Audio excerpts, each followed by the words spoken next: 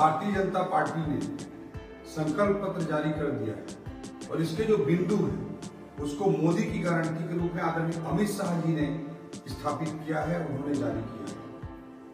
Congress Bharatiya Janata party के देखा देखी बहुत सारी बातें बोल तो रही है, लेकिन आपको भी पता है कि ये बातें, इतने सारे वादे बिना डबल इंजन की सरकार के संभव ही नहीं।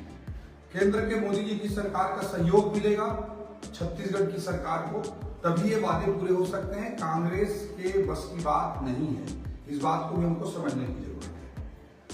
माताओं बहनों के लिए, युवाओं के लिए, किसानों के लिए, भूमिहीन मजदूरों के लिए इन पर जो वादे हुए हैं, जो संकल्प पत्र में मोदी की गारंटी आए हैं, उन पर तो बहुत चर्चा हो रही है, लेकिन कर्मचारी साथियों के बारे में भी भारतीय जनता पार्टी ने बहुत विस्तार से सोचा है, बहुत डिटेल सोचा है। उसके बारे में मैं आपके सामने कुछ महत्वपूर्ण बिंदुओं को रखना चाहता हूं। पहला चीज, हम प्रदेश के कर्मचारियों को केंद्र सरकार द्वारा दिए जाने वाले डीए के समान डीए देंगे। डीए जो है महंगाई भत्ता, किसी भी कर्मचारी का मैं उसे मौलिक अधिकार मानता हूं, फंडामेंटल राइट मानता हूं। जब इन्फ्लेशन होता है विकासशील देश में, मुद्रास्फीति होती है, महंगाई बढ़ती है, तो उसके अनुरूप डीए के राशि को केंद्र के कर्मचारियों के लिए बढ़ाया जाता है। इसलिए डीए केंद्र के का हो या स्टेट का बराबर होना चाहिए। लेकिन बड़े दुर्भाग्य की बात है कि पिछले 5 सालों में छत्तीसगढ़ के कांग्रेस की सरकार ने कर्मचारियों को डीए पे उलझा के रखा, डीए के मुद्दे पर लगातार परेशान किया और लगभग 5,000 करोड़ का घोटाला कहूं या कर्मचारियों के हक को मारने की बात कहूं, 5,000 करोड़ रुपए कर्मचारियों का डीए, एचआरए आदि के नाम पर रोका गया है। इस तरह की हरकत छत्तीसगढ़ की कांग्रेस सरकार ने किया है। बहुत लंबे इतिहास में सुनने को नहीं मिलेगा कि डीए के लिए इतना बड़ा आंदोलन हुआ हो, जैसा कि पिछले 5 सालों में छत्तीसगढ़ के कर्मचारी साथियों को कांग्रेस के खिलाफ करना पड़ा। न्यायालय तक के कर्मचारियों को डीए के मुद्दे पर हड़ताल पर जाना पड़ा, कोर्ट के कर्मचारियों को जाना पड़ा, न्यायालय के कर्मचारी साथियों को जाना पड़ा। इसके लिए कर्मचारी साथी कभी कांग्रेस को, छत्तीसगढ़ की कांग्रेस सरकार को माफ नहीं करेंगे। इस पे भारतीय जनता पार्टी के संकल्प पत्र में स्पष्ट है कि केंद्र के डीए के बराबर का डीए हम प्रदान करेंगे। ये बहुत ही बड़ा निर्णय भाजपा के संकल्प पत्र में मोदी की गारंटी के तहत आदरणीय अमित शाह जी ने घोषित किया है। क्रमोन्नति, सहायक शिक्षकों के क्रमोन्नति का दूसरा महत्वपूर्ण मैटर है। दूसरा जो कर्मचारियों की दृष्टि से महत्वपूर्ण मैटर है वह क्रमोन्नति का है।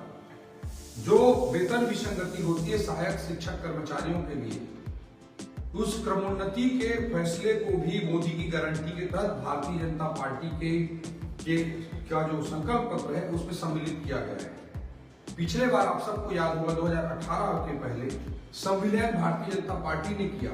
शासकीय हमारे शिक्षक साथियों के शासकीकरण का फैसला, संविलियन का फैसला बहुत ही ऐतिहासिक फैसला था, जिसे दिग्विजय सिंह की सरकार ने वर्ग 3 को 800 रुपए देकर, वर्ग 2 को 1,000 रुपए देकर, वर्ग 1 को 1,200 रुपए देकर के प्रारंभ किया था। जो शिक्षा कर्मी व्यवस्था की शुरुआत की थी, एक गलत प्रणाली की शुरुआत की थी, उसको जा करके 2018 में भारतीय जनता पार्टी धीरे धीरे बढ़ाते ला करके संविलियन का निर्णय, और संविलियन का निर्णय भारतीय जनता पार्टी की सरकार ने लिया। उसी से शिक्षकों के नियमितीकरण का रास्ता प्रशस्त हुआ।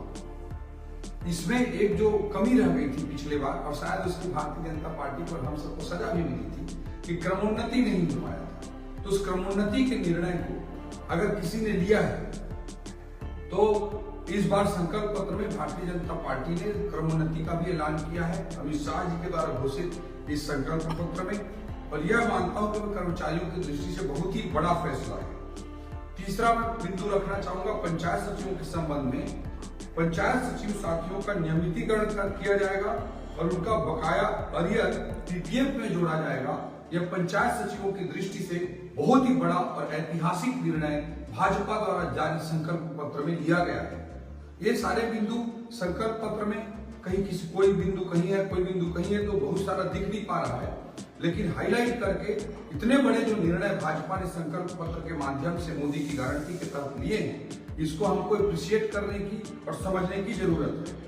चौथा बिंदु मैं कहना चाहूंगा कि नियमितीकरण स्थायीकरण संविदा कर्मचारियों का, दैनिक वेतन भोगी कर्मचारियों का बहुत ही बड़ा विषय है।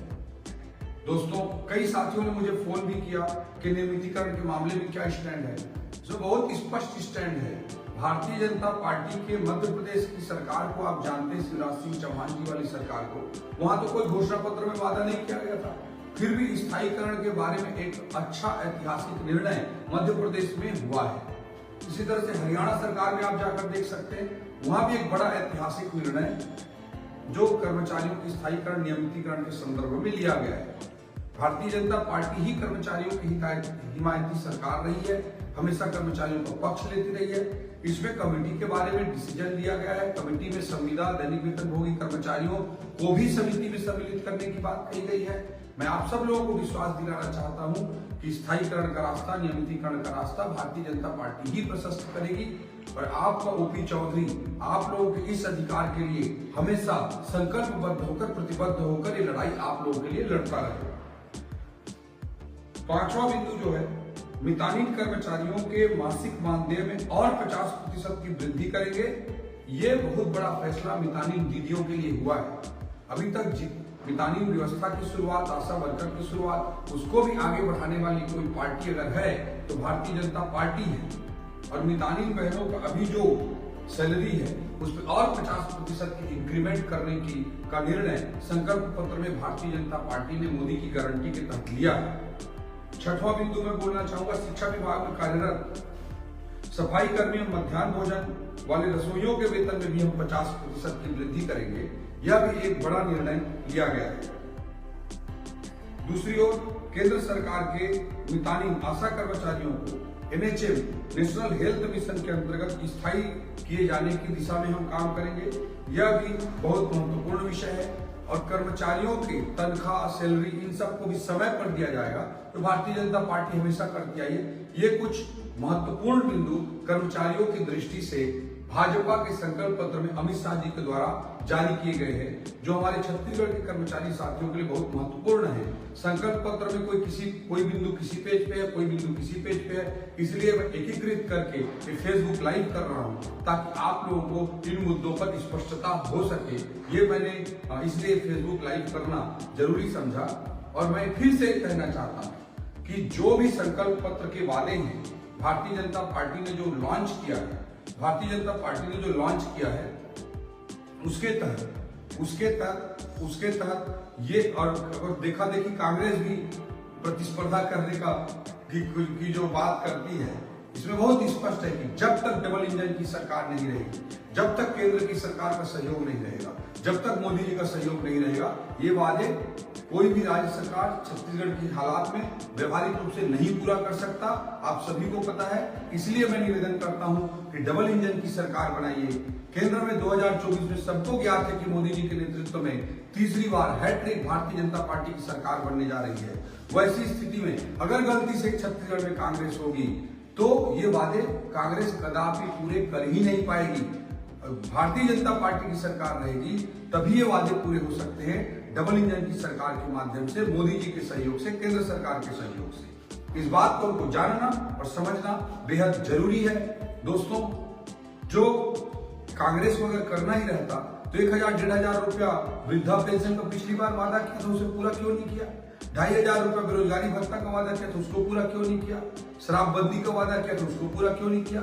स्व सहायता समूहों के कर्जा माफी का वादा किया था, उसको पूरा नहीं किया? किसानों का कर्जा माफी पूरा क्यों नहीं किया? ऐसे एक नहीं सैकड़ों बिंदु हैं जिसको इन्होंने ध्यान ही नहीं दिया। आज मैं बोलना चाहता हूं, भारतीय जनता पार्टी की डबल इंजन की सरकार छत्तीसगढ़ में जरूरत है। और तभी जो किसान भाइयों को, माताओं बहनों को, भूमिहीन साथियों को, युवाओं को, जो कर्मचारियों को जो संकल्प पत्र में बिंदु शामिल किए गए हैं, वो भाजपा ही पूरा कर सकती है। डबल इंजन की सरकार के माध्यम से पूरा कर सकती है, मोदी जी के सहयोग से पूरा कर सकती है। इन महत्वपूर्ण बिंदुओं को मैं आपके सामने रखना चाहता था। जय हिंद, जय भारत, जय छत्तीसगढ़। कहूंगा कि नियमितीकरण, स्थायीकरण संविदा कर्मचारियों का, दैनिक वेतन भोगी कर्मचारियों का बहुत ही बड़ा विषय है। दोस्तों, कई साथियों ने मुझे फोन भी किया कि नियमितीकरण के मामले में क्या स्टैंड है। जो बहुत स्पष्ट स्टैंड है। भारतीय जनता पार्टी के मध्य प्रदेश की सरकार को आप जानते हैं, शिवराज सिंह चौहान जी वाली सरकार को, वहां तो कोई घोषणा पत्र में वादा नहीं किया गया था, फिर भी स्थायीकरण के बारे में एक अच्छा ऐतिहासिक निर्णय मध्य प्रदेश में हुआ है। इसी तरह से हरियाणा सरकार में आप जाकर देख सकते हैं, वहां भी एक बड़ा ऐतिहासिक निर्णय जो कर्मचारियों के स्थायीकरण नियमितीकरण के संदर्भ में लिया गया है। भारतीय जनता पार्टी ही कर्मचारियों की हिमायती सरकार रही है, हमेशा कर्मचारियों का पक्ष लेती रही है। इसमें कमेटी के बारे में डिसीजन लिया गया है। कमेटी में संविदा, दैनिक वेतनभोगी कर्मचारियों को भी समिति में सम्मिलित करने की बात कही गई है। मैं आप सब लोगों को विश्वास दिलाना चाहता हूं कि स्थायीकरण का रास्ता, नियमितीकरण का रास्ता भारतीय जनता पार्टी ही प्रशस्त करेगी और आपका ओपी चौधरी आप लोगों के इस अधिकार के लिए हमेशा संकल्पबद्ध होकर, प्रतिबद्ध होकर ये लड़ाई आप लोगों के लिए लड़ता रहेगा।